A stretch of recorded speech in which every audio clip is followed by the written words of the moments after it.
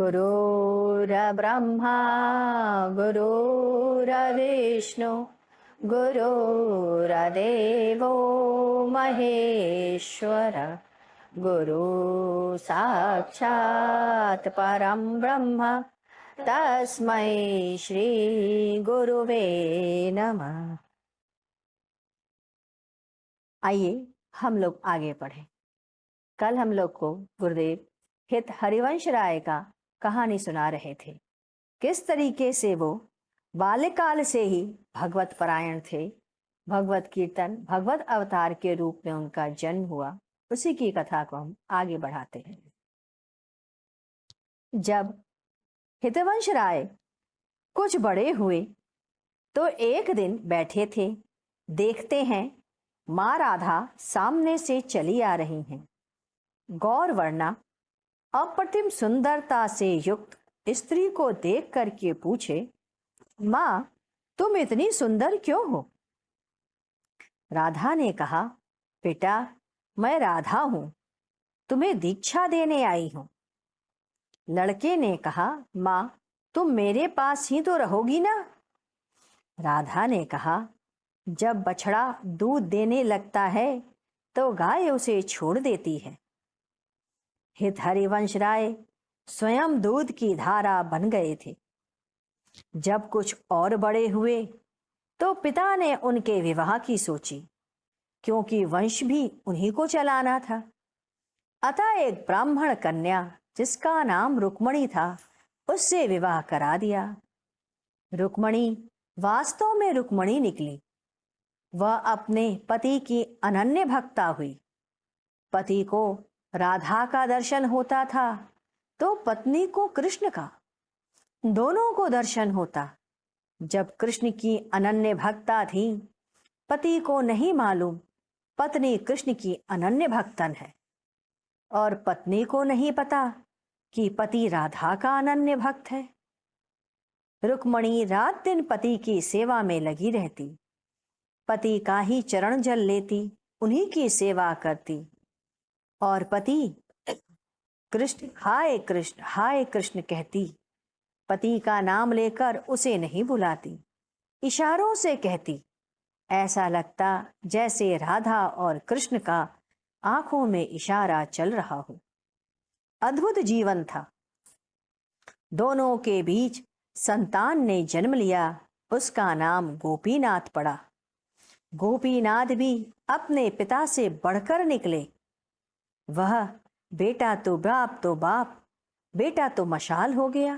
यानी बाप तो सिर्फ टॉर्च ही था, बेटे ने मसाल का रूप ले लिया। गोपीनाथ सचमुच में गोपीनाथ ही थे। इसके बाद भक्त रूपलाल जी की कथा गुरुदेव ने सुनाई। आजमगढ़ में रहते थे। जब इनकी उम्र 2.5 वर्ष की थी तो ये अपना पैर पटकने लगे और कहते, हमको कृष्ण से मिलना है, हमें उससे गले लगना है। लोगों ने फुसलाया, समझाया, ऐसा नहीं करते, तुम तो अभी स्नान भी नहीं किए हो। कहा जाता है उस समय यमुना में बाढ़ आई हुई थी।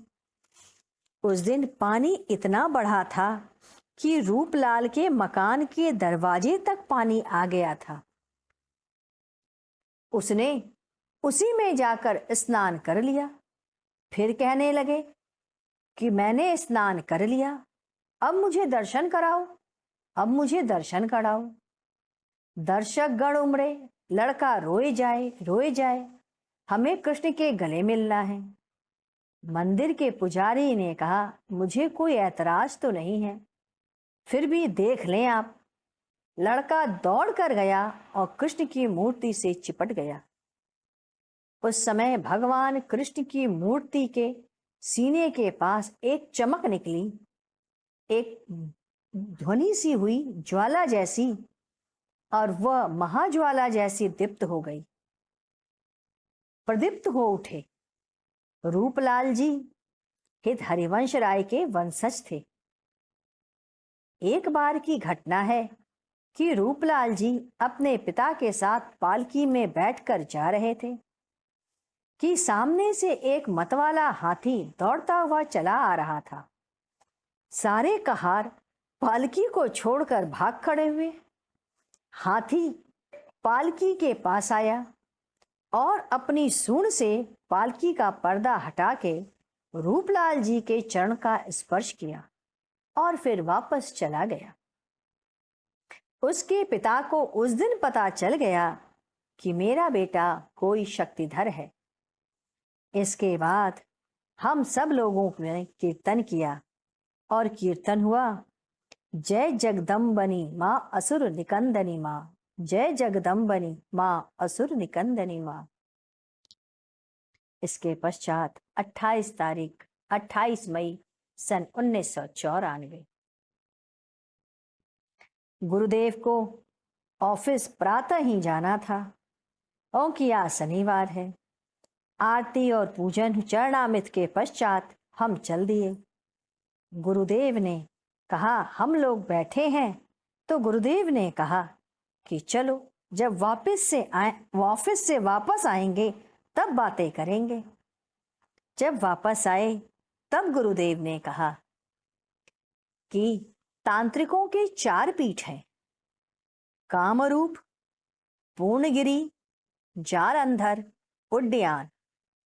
इसी तरह शरीर में 4 पीठ हैं, उड्डयन, जालंधर, पूर्णगिरी तथा कामरूप। जब सोहम विलय होता है तो ओंकार आता है, और जब ओम विलय होता है तो परमात्मा आता है। जब हम सब नहीं रहते तो आत्मा रहती है, आत्मा नहीं रहती तो परमात्मा रहता है। ऑफिस से आने पर हम सब बैठे सायंकाल गुरुदेव से यही बातें कर रहे थे। गुरुदेव कह रहे थे, पृथ्वी लोक भूमि लोक है, यहाँ मिटना और मरना दोनों ही है। जवानी मिटती है, अट्टालिकाएं जाती हैं, स्वामित्व न पैदा होगा न हाथ आना है। गुरुदेव ने कहा हम नंदगंज से उस तांत्रिक के यहाँ से चले थे।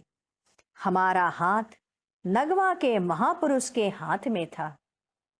उस समय हमारी स्थिति स्थूल थी, नगवा के साधु की स्थिति भी स्थूल थी। नंदगंज से वाराणसी में नगवा क्षेत्र में आने में 10 मिनट भी नहीं हुआ होगा। मूलतः उस समय हम दोनों ही सूक्ष्म रूप में थे, अतः समय व दूरी का महत्व नहीं होता है। इसीलिए कहते हैं तुम कुछ नहीं कर पाओ, परंतु अविरल प्रेम बनाए रखो। ऊपर वृद्धावस्था नहीं है, वहां तो पूर्ण यौवनावस्था है। तुम्हें लगता है हम स्थूल में हैं, परंतु तुम सूक्ष्म में रहते हो। इसीलिए प्रयास करते रहो, साधना करो, संतों का साथ रखो या भक्ति प्रेम का संबंध बनाकर रखो। पकड़ना तुम्ही को है, पकड़ना आपको है, उन्हें नहीं पकड़ना है। यदि कामना रह गई तो धरा पर आने की आओगे और पुनः आओगे, चाहे कुछ भी हो जाए। आगे हम लोग फिर पढ़ेंगे। आइए गुरु कीर्तन करें। ओम गुरु ओम गुरु ओम गुरुदेव, जय गुरु जय गुरु जय गुरुदेव। ओम गुरु ओम गुरु ओम गुरुदेव, जय गुरु जय गुरु जय गुरुदेव। गुरु ओम गुरुदेव, जय गुरु जय गुरु जय गुरुदेव। ओम गुरु ओम गुरुदेव, जय गुरु जय गुरु जय गुरुदेव। ओम गुरु ओम गुरुदेव, जय गुरु जय गुरु जय गुरुदेव। ओम गुरु ओम गुरुदेव। जय गुरु जय गुरु जय गुरुदेव। बोलिए सद्गुरुदेव महाराज की जय। सद्गुरु तुम्हें शत शत नमन। सद्गुरु तुम्हें शत शत नमन। सद्गुरु तुम्हें शत शत नमन।